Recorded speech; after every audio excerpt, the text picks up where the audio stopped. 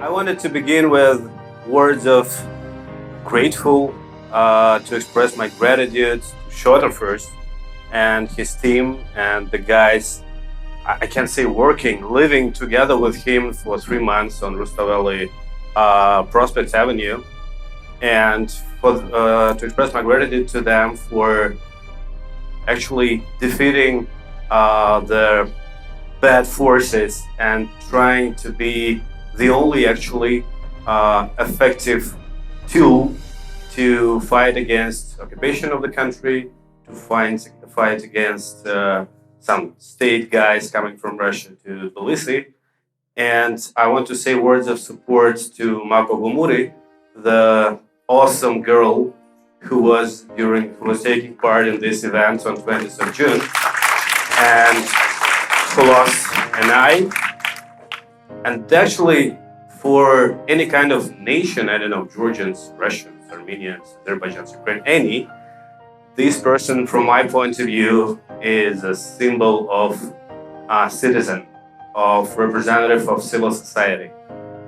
Because, yes, she lost an eye, but she didn't, cry or act like a victim. She acted like an active person, citizen, fighter, actually, and she still does.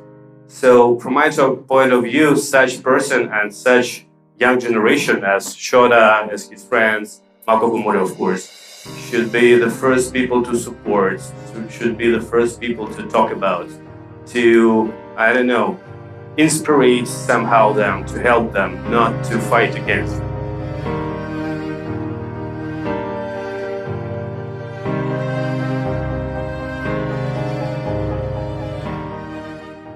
In Russia, it's not like in Georgia. So for Georgia, 20th of June, for example, was the worst day in I don't know how many years. And it was like something not usual. And in Russia, it is usual.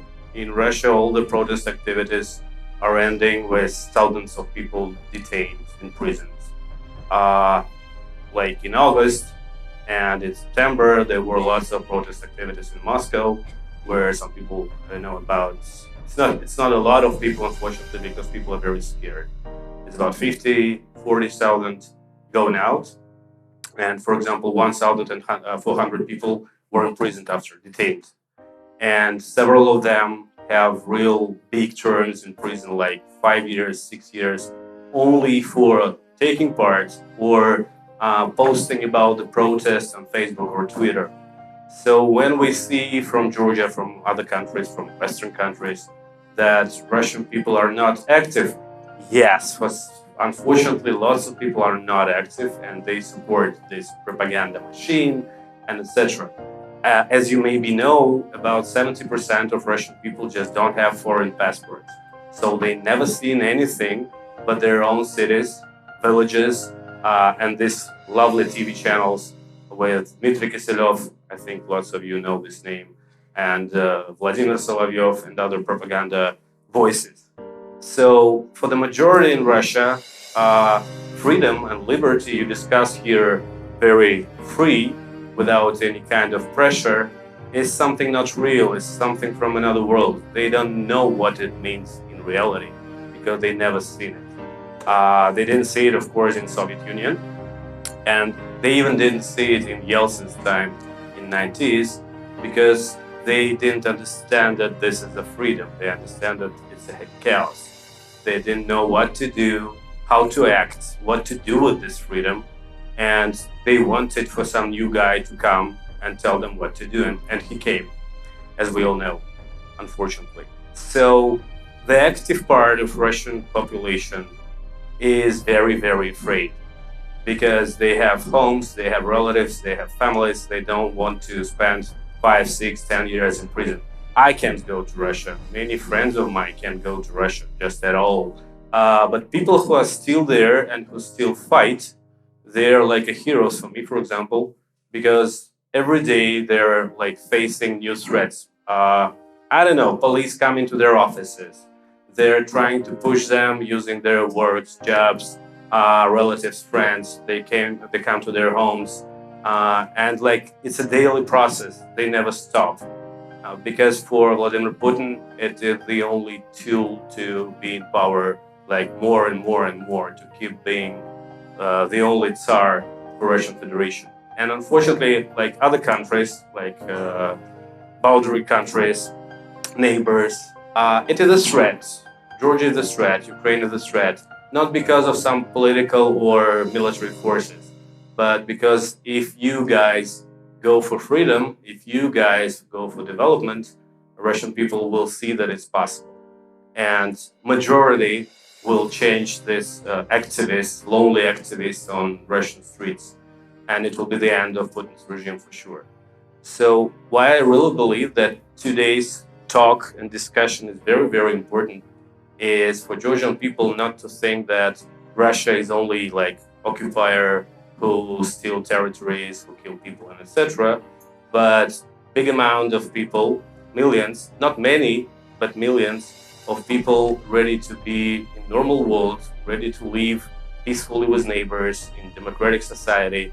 But maybe they need your help more than you need theirs, for example, because only together democratic forces of our like region can win and defeat the tyranny and some regimes that are stopping us from being free. Well, my family is kind of divided, and one branch of them lives in Russia. So my grandpa's sister stayed to live in Moscow, even after dissolution of Soviet Union and so on. Well, when I meet them, we kind of have, they come to us, we're family, so on and so on. But when I meet them, I kind of see how good the propaganda machine works. It even works on them. And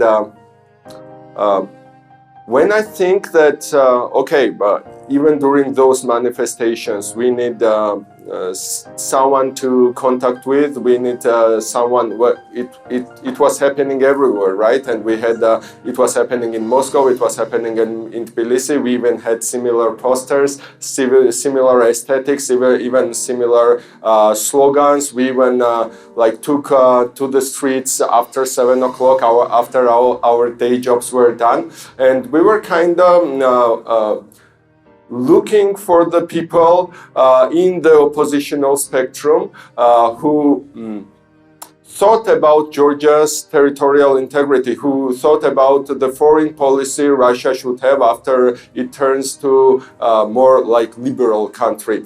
And regretfully, it's because we did not search for them very well. We had lots of things to do, and it was we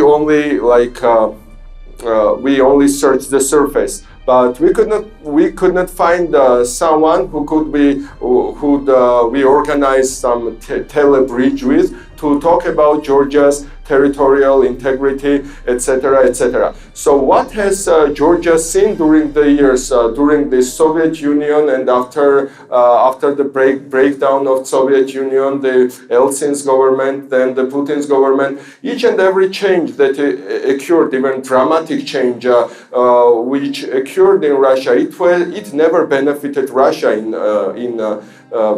in some sense, like okay, Georgia gained freedom, but it was left with problems, with territorial problems, and we don't see, even in the opposition, lots of people talking about Georgia's territorial integrity, talking about that Russia should not interfere in the affairs of their neighbors, and we don't see, even in opposition, with even, for instance, we could take Navalny for an example. We don't see... Very bad example. Yeah, but he's a main opposition figure now.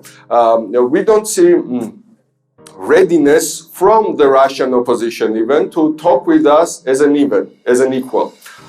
So we think it's a problem, and I'm interested how we can address this problem, because it seems that some people oppose Putin in Russia. Lots of people do. There are some oppositional parties, but even in those oppositional parties, the people who support Georgia's territorial integrity are the marginal force, even in the opposition. So I'm wondering myself how we can empower Russians to fight back the oppression and at the same time, how to have Georgia's voice heard in Russia. Even Russian opposition do not care a lot about foreign politics because it's not popular in Russia, and they're politicians, so they need majority of voices. And regarding this fact, they talk about internal problems, about the fridge, about money, about food, and etc. And if they start talking about Georgia, it's a disaster for them, because in Russia, majority, the huge majority, do not know anything about Georgian problems. They do not even know about the war. They think it was some little conflict, 1-2 days something, and it stopped, and that's it. That's why when you had this big protest on 20th of June, for example, it was very surprising for Russian people. They didn't understand what's going on, because they all believed. And actually, after Karasin Abashidze very famous discussion process, even Russian government didn't know in reality that Georgian society is very active and against the Kremlin in this situation. You can talk to me. You can talk to our guys who we talk to every day. We organized on 7th of June the protest activity near Russian embassies in 7 countries to protest occupation of Georgia.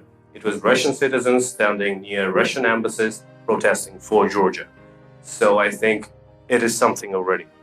And of course, we're talking about occupation everywhere, where we can. But the problem for me, I understand everything about Russia. I understand everything about Russian people, Kremlin, opposition. But actually, when some Russian people see our activities, for example, and they see I'm going to occupation lines every week. So when they see, I'm very sorry, Georgian police talking to people from FSB doing something on your so-called border or occupation line, they're a little bit surprised.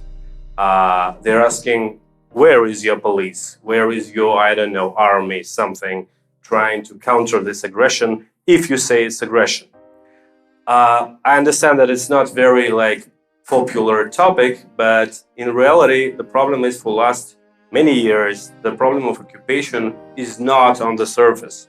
It's not very covered widely.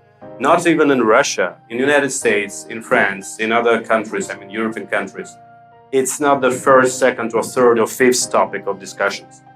And this is a huge problem. If we just talk about activism in general, all of us, first, of course, younger generation, have to do every day something we will be proud of and our children will be proud of. This is the most important thing. And if in Georgia, it is a question of occupation, so when we get up, we should think, for example, 3 days ago, there were new wave of aggression on occupation lines. I didn't see any activists, I'm sorry to say, but I didn't see any activists on occupation line in Natots this week, for example. Yeah. For me, it's very I'm not saying about Russia now. I understand, we all understand about Russia. Aggressor, occupation, etc.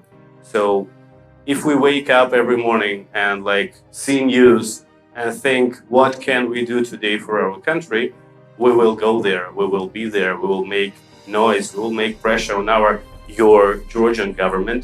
And if you make more pressure on your Georgian government because of occupation-related topics, it will be louder, the government will be louder on international platforms. And in this way, somehow, Russians will also hear it.